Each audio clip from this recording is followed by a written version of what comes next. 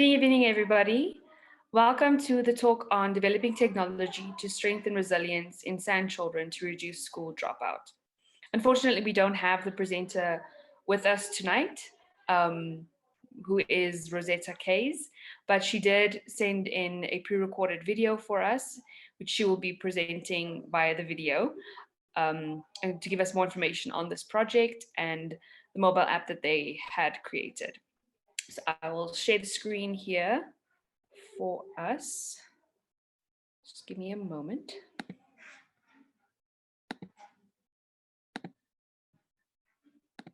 There we go.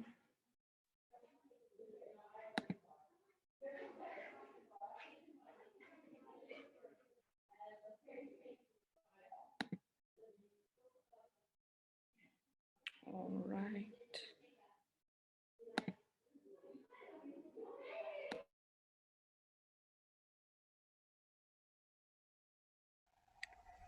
Welcome to the Digitalization of Culture conference, and I'm going to present to you the resilience application developed to reduce school dropouts.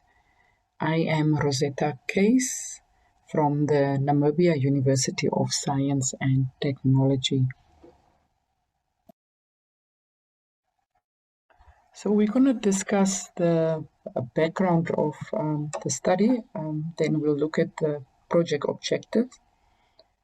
Then we'll also look at studies that's already been done in this research area. And then we're going to discuss the methods used for this project, the analysis done, and then we're going to discuss the findings. So we were a transdisciplinary team composed of members from a number of different professions cooperating across disciplines. So I'm going to give you a bit of background about the project.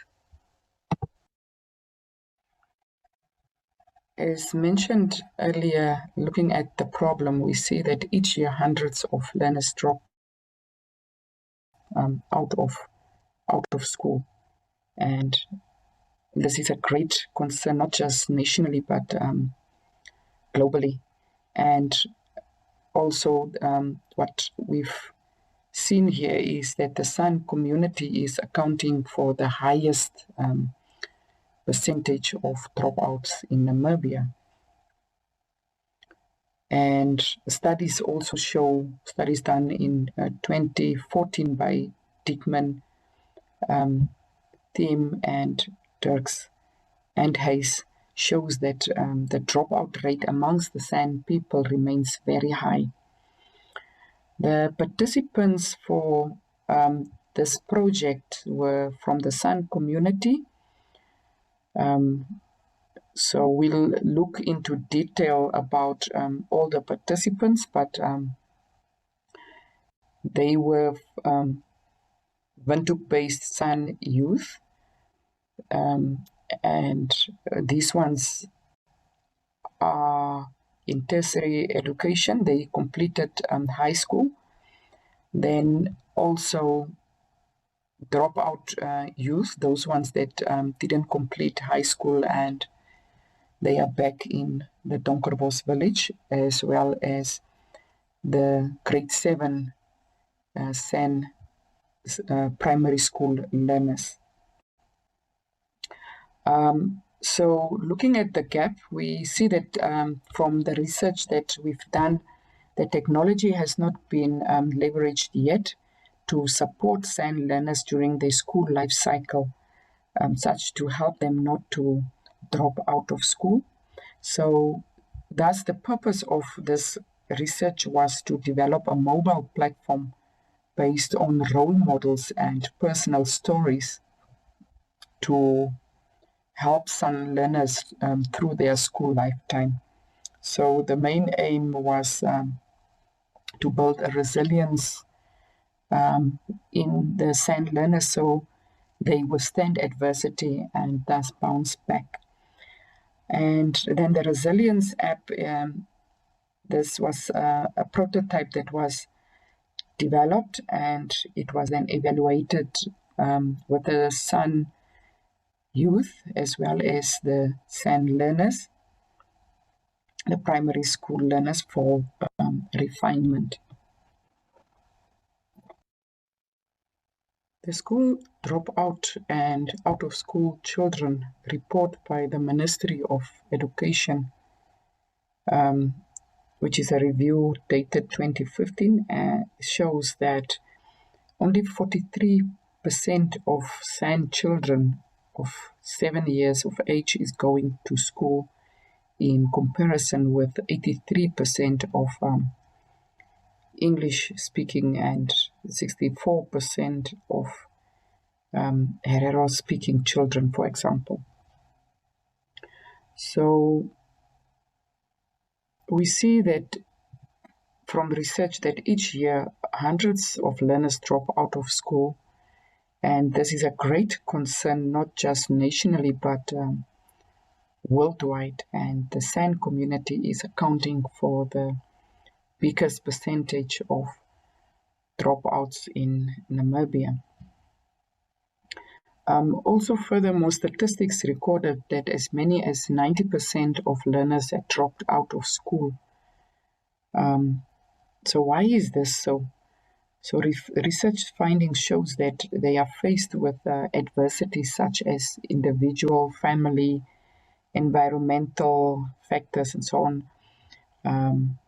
And these are major hindrances, so that the San learners do not have also role models to look up to, also contributes to this challenge. So though the reasons may vary for these children, the consequences of the decision to drop out are similar. So how do we solve this dropout crisis?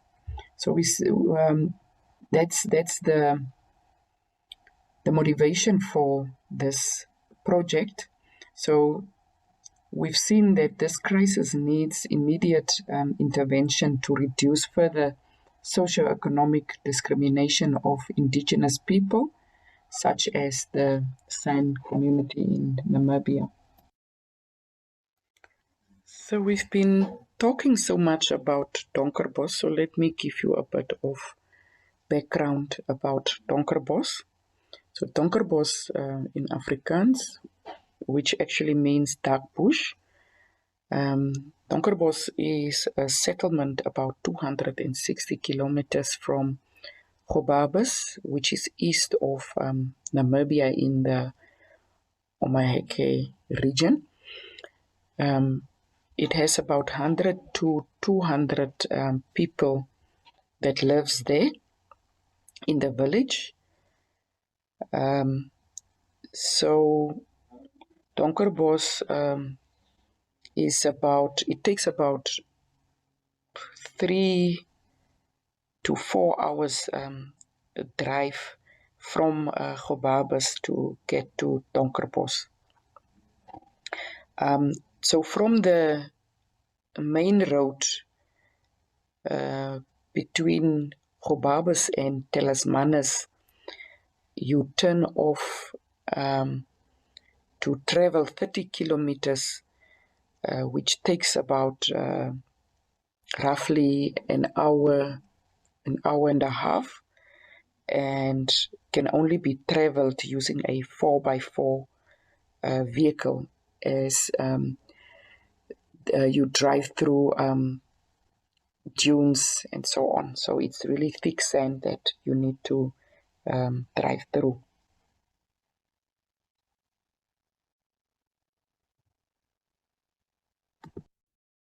Most people in the Donkerbos village live in shacks with no toilets, no proper water supply, no sewage system, or electricity.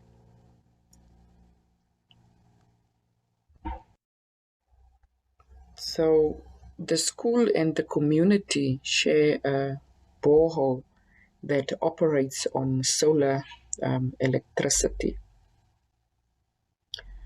So the majority of the inhabitants in the village are the San people who have lived there long before it was even established as a village.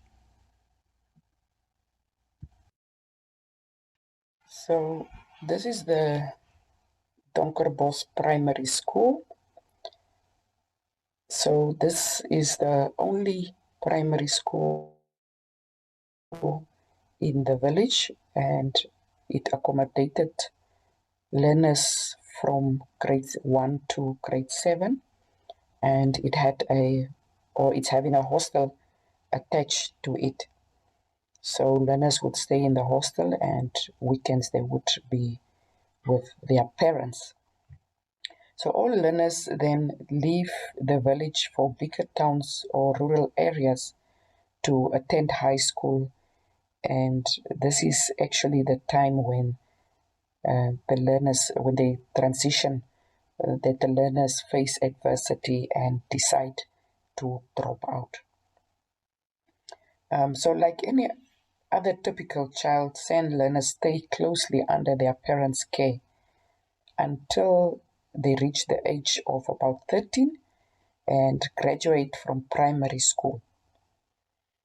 So the challenge with the San learners is that they have to leave their village to attend high school elsewhere, as there is no high school in the Donkerbos village, and this is rather a challenge to prepare them to leave home.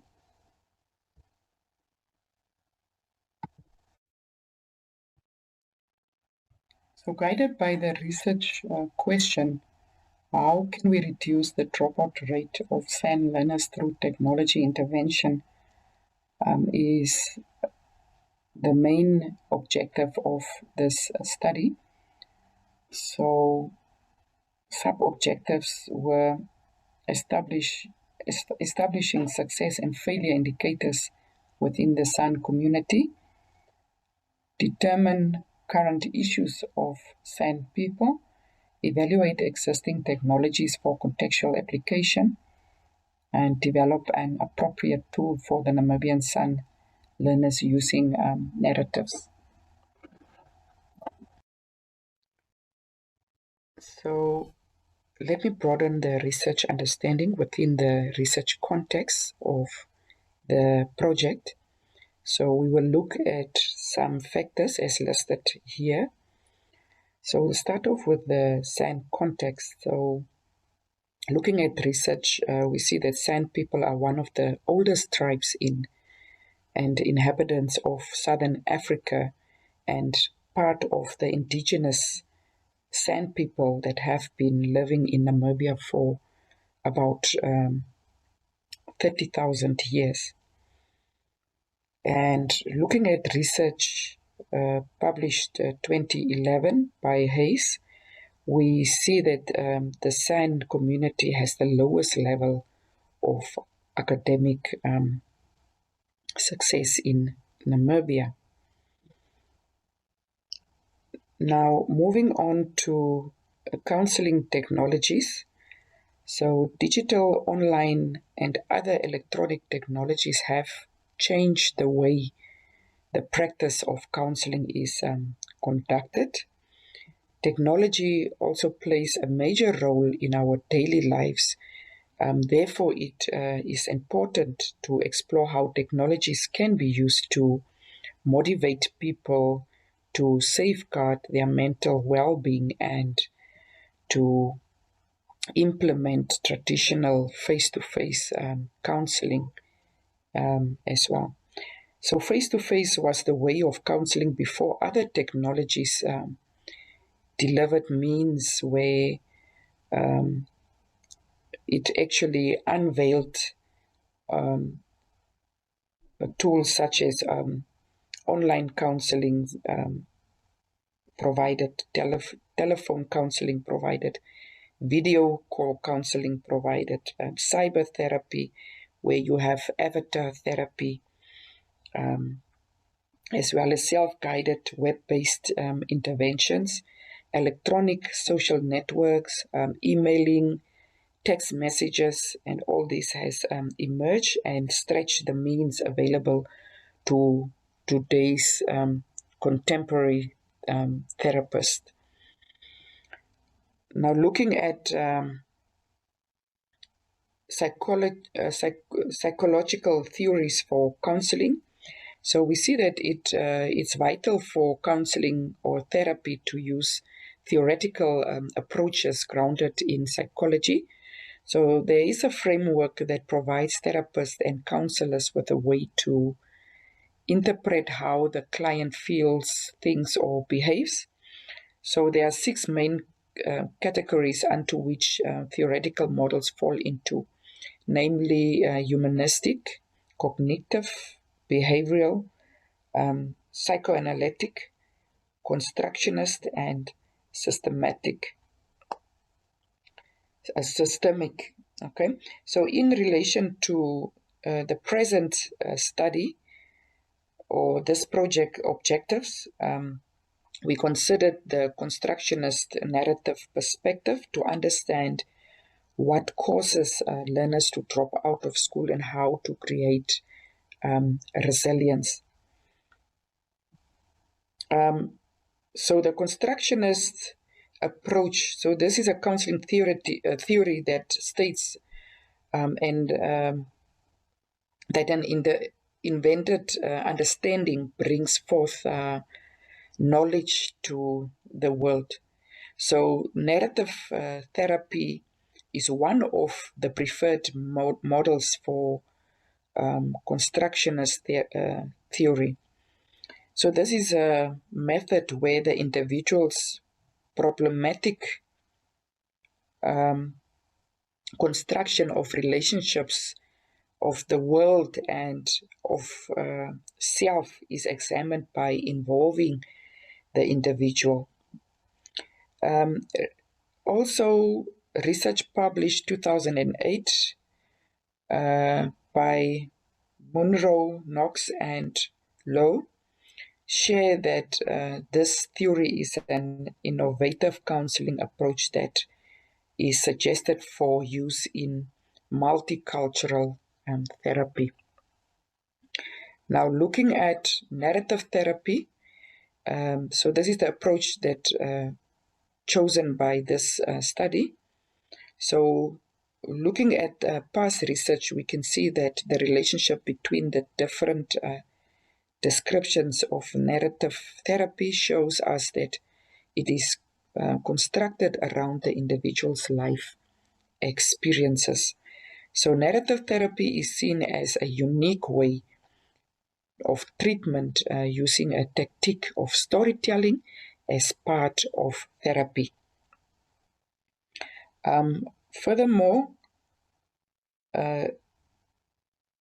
Stapleton 2010 notes that therapy or narrative-based approaches are the additional instruments that can be used in parallel with existing usual counseling approaches. Then looking at resilience, so for this study, most pertinent literature on resilience was reviewed to get an understanding of the current work in relation to this project. So we found that resilience is a trait that can be developed over time and normally starts developing in the early stages of a child. So this is in studies done by Sikorska 2014. So further shared is that resilient people normally have high self-esteem as they believe that they are worthwhile and valuable. So normally resilient people are aware of themselves and they have good emotional management abilities. So they tend to have positive emotions that help them to endure and positively contribute to their well-being. So furthermore, resilience is rooted in an individual, which allows them to move forward despite troublesome situations. So resilience is understood as the progressive adjustment of being able to persevere or recoup mental well-being regardless of facing adversity. So research history shows that resilience has been studied from different disciplines, and thus the meaning of resilience has grown as scientific understanding has been amplified.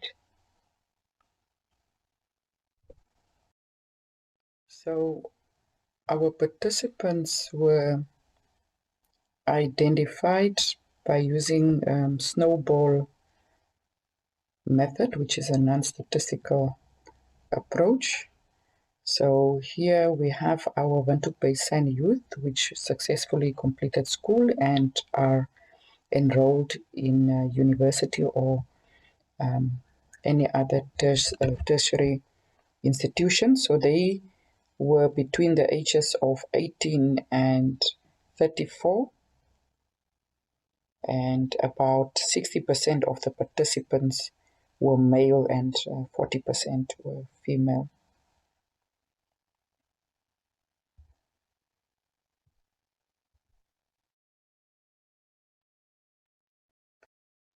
Here we have the dropout youth who also participated in the project. So these are the youth that dropped out of school and are back in the village. So they were between the ages of 19 to 30. So 55% of the participants did not understand English or Afrikaans. So here in the yellow dress, we've got late Helena Afrikaner, which was our translator. So she also grew up in the same region, Omaheke region.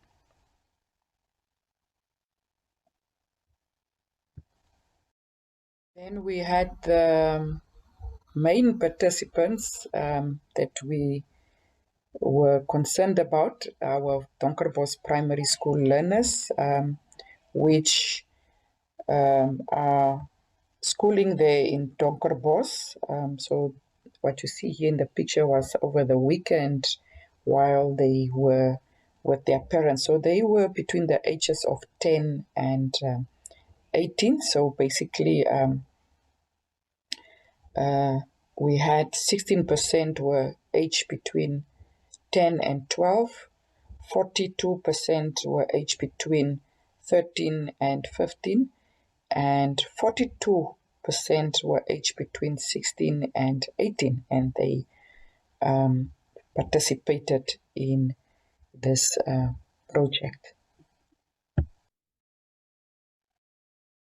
So the project took the design thinking approach. So during the contextual inquiry stage, we acquired understanding of what the learners are experiencing or going through during their school life cycle. So this was done to empathize. With the specification, the problem was defined from the narratives and the rich pictures, and from the design phase, the idea was to ideate by coming up with a creative and innovative idea to develop a mobile resilience application. For prototyping, we had the first version of the prototype, which was the mobile resilience application. And after testing this, we had a second prototype, since we got some more insights from the participants and so on. New ideas arise from this. And then during the evaluation stage, here the learners tested the application again, and their resilience level was then tested to see how it changed over the years, over the 2 years they've been working on the project. So the resilience app started off with a mind map, where we later moved to a prototype design, and then later the prototype was developed, which then became the final version of the resilience application. So I will take you through a few screenshots of how the app looks like. So here is a screenshot of our resilience application. So this is our home screen. So we have the main themes displayed here on our home screen. So we see that our main themes was identified by the learners during the inquiry stage, and during our design process is education, personal life, social, family, emotional, and finance. The functionalities we also have is we have a glossary, which consists of all the terms used throughout the application, including the description of all main theme types and so on. Then we've so this is information intended to make the learners aware of all organizations and the government's assistance available, especially for the marginalized communities, and specifically for the SAN. So this is also a way to motivate the learners by showing the assistance and support and help available for them. Then we can add a story.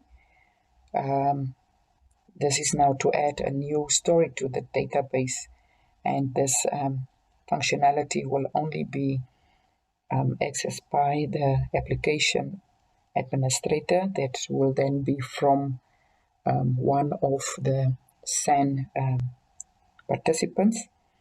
Then manage story type is an option that allows for a story type around the main theme or specific themes to be added, and this will also only be done by the application administrator.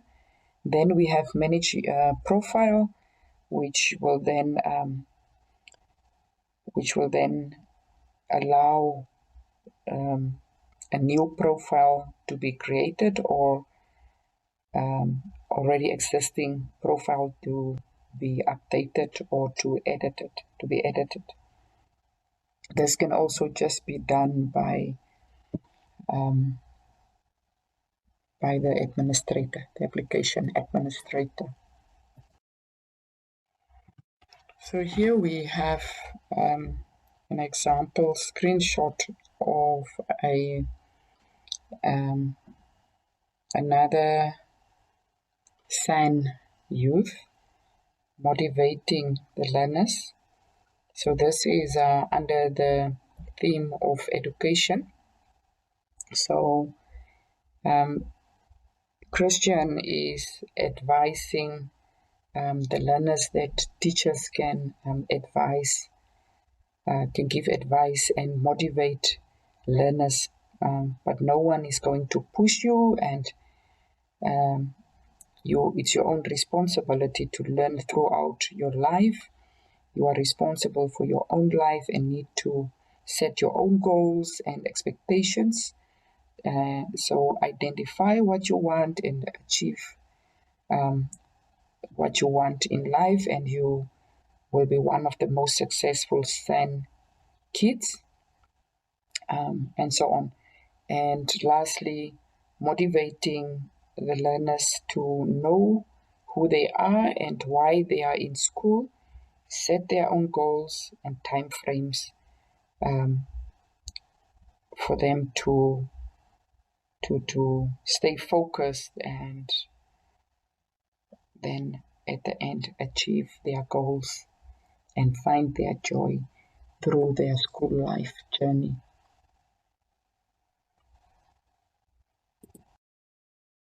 So what we can see here is late Helena Afrikaner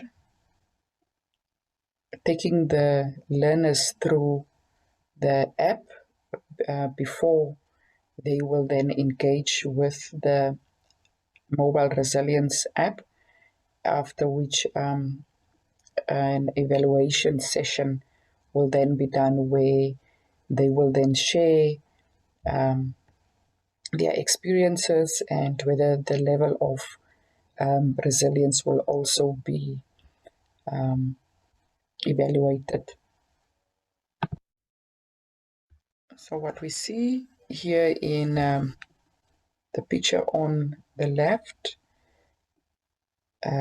is a San Primary School learner using the Resilience app, and on the right they proceed then with the questionnaire where they share their experience of the app, and they are also then evaluated as their level of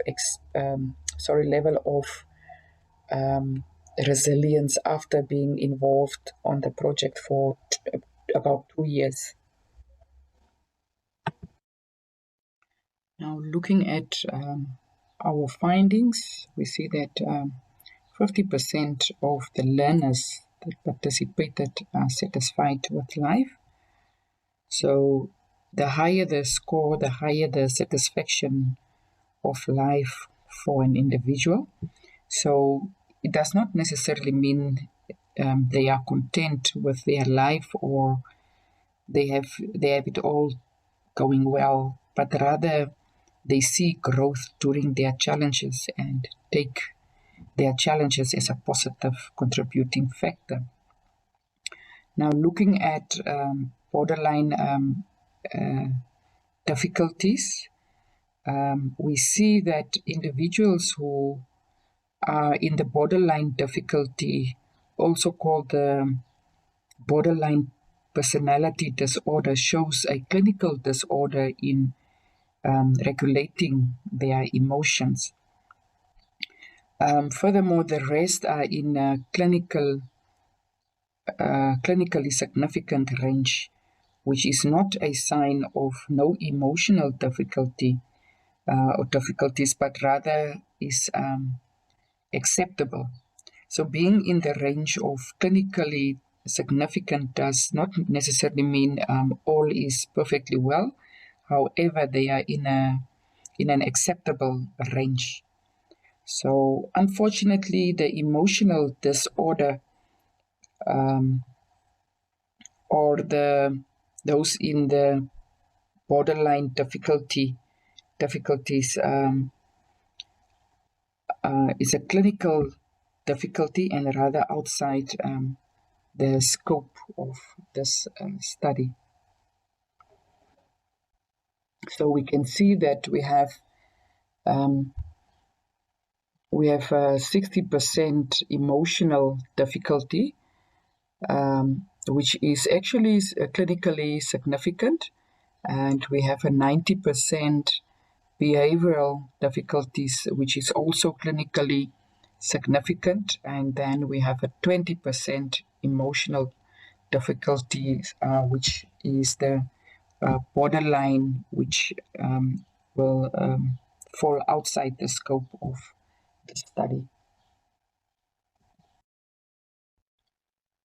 Now, in conclusion, the high school dropout rate is not necessarily just related to harsh economic conditions, but rather how an individual is prepared to be resilient in life. So we concluded that internal and external factors contribute to an individual's level of resilience. So from a design perspective, combined with theories and contextual data, we are confident the mobile system or mobile application will be appropriate when measured after the learners have used it over a period of time. So we suggest or propose a longitudinal study.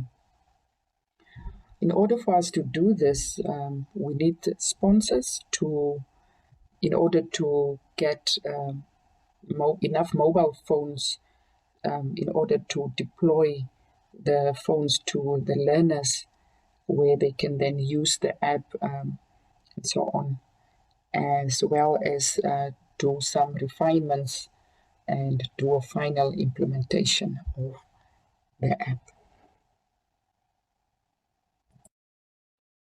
Thank you so much to Goethe-Institut for the opportunity given to participate in this auspicious event. Any questions regarding the project, feel free to send me an email. Thank you.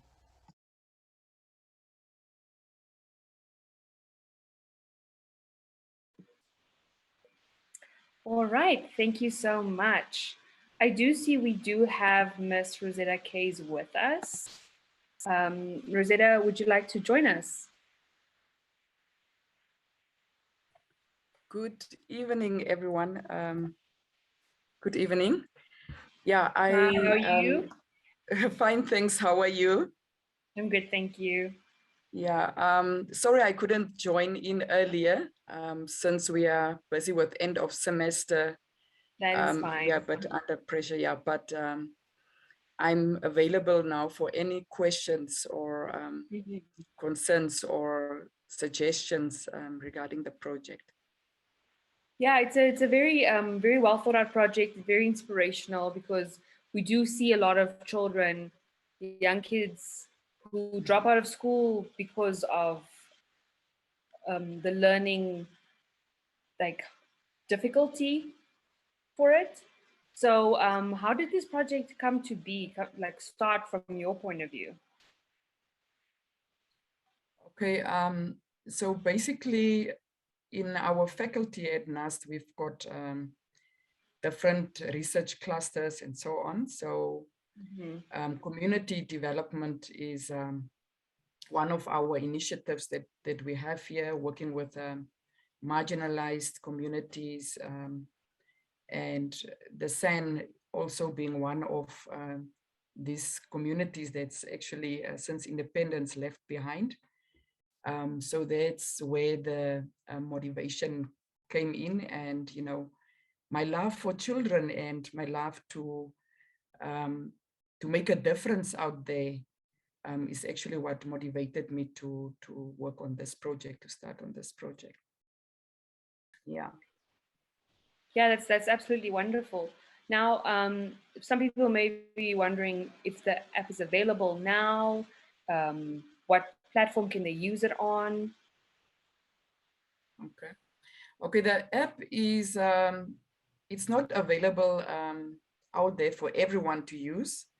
Okay. And it's still in its it's actually a final prototype that we have. So currently we didn't implement it yet, as we don't have enough mobile phones to implement. But yeah, it's for mobile phones use, but it can also be extended to the web.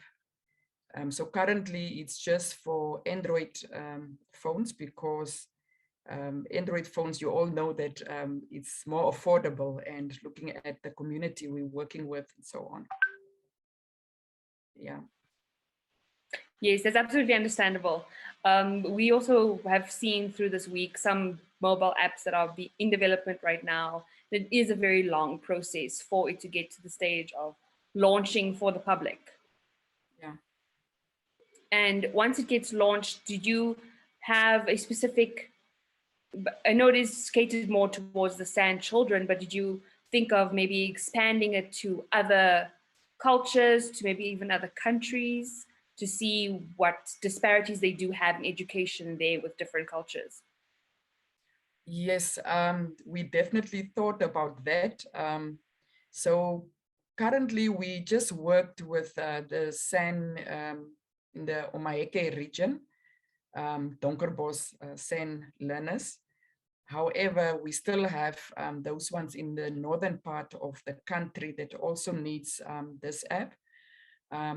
And definitely, yes, once we have it out, rolled out, we will definitely have to look into other learners. We'll have to see what we can do to also involve them. But currently it's within the San context. So we are looking at their culture, you know, how they do things, you know, so it's more directed to them. Definitely in the near future, we are looking into, we will look into that aspect to also include the other people from other cultural groups and so on. Because we do have dropouts, not just with the San, however, they are the main focus now because they are amongst the highest communities with for dropouts and so on.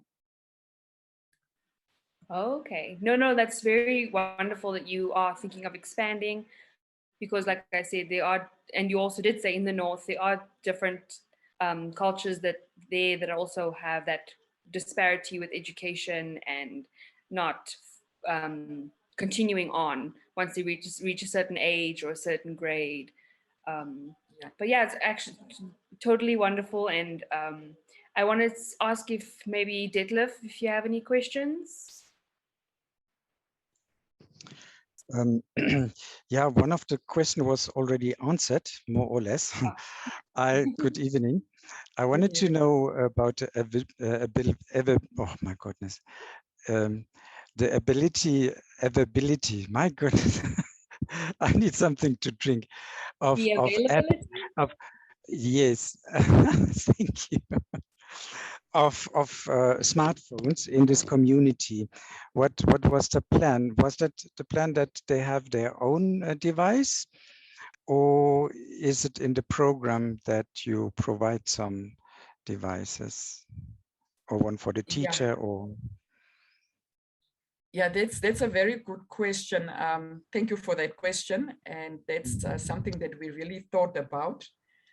First of all, these learners are primary school, so they are grade 7 learners, and they are staying in a hostel, and obviously you wouldn't want them to be distracted because later on you might find them doing other sorts of things on the phones and so on.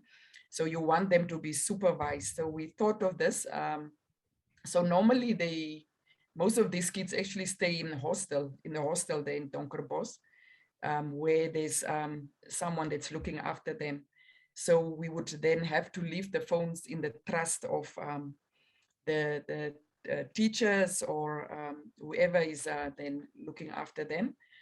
When they go to high school, we also want them to take the phones along because we want them to use the phones for a longer period of time until they are, you know, resilient, because it can take some time.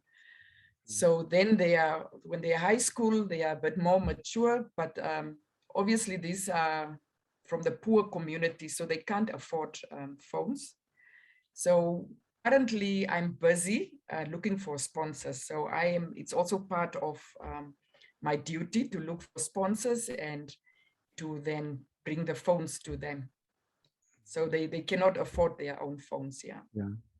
Is it one school? So you need one phone to start?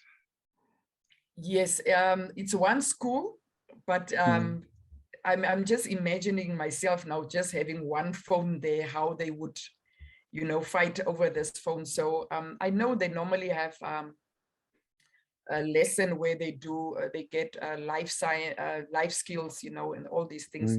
If there's enough phones for them to then maybe 10 phones, maybe 50 phones, the more the better. To have them all then use the phone during specific times, you know, and thus develop resilience before they leave the village. Yeah. Okay. Now you can drop us an email and see if there's money left from the project, because you're part of the project. Let's see. Can't promise, but we'll have a look. That sounds great. That sounds great. Yeah. One of, I think you heard me mentioning, one of our members on the project, Helena, also passed away 2 weeks ago. And yeah, this will really make them so happy to see that, you know, it wasn't just left there and we are taking it ahead, you know, and making this a success. Yeah. Thank you. Yeah. Thank you very much. So sorry for your loss. But at least she did start it and see you through with part of the project. Yeah. Thank you. She left something good behind, I think. Yes. Yeah. Yeah. And the same problem, of course, is with the airtime, isn't it? Yes, with the airtime. So the app don't need, it's not online. It don't need airtime. So it's locally stored on the phone. However, I'm looking into to further take the study further, to have AI involved, artificial intelligence, but I still have to go into that topic. So for now, they don't need airtime. So the question about the network is then not necessary or not much once it's on the phone. Not yet. Yeah. Yeah. Okay, it looks like that might be just the beginning of interesting cooperation. We'll see. Definitely. Yeah. Did you have any last few things you want to add, Rosetta, before we sign off? No, there's nothing. I think my presentation was very long and I don't want to keep you any longer. Thank you very much for this opportunity. I'm open for any other conferences or events that would come up to cooperate to make this a success. So thank you once again to Goethe-Institut for, you know, granting me this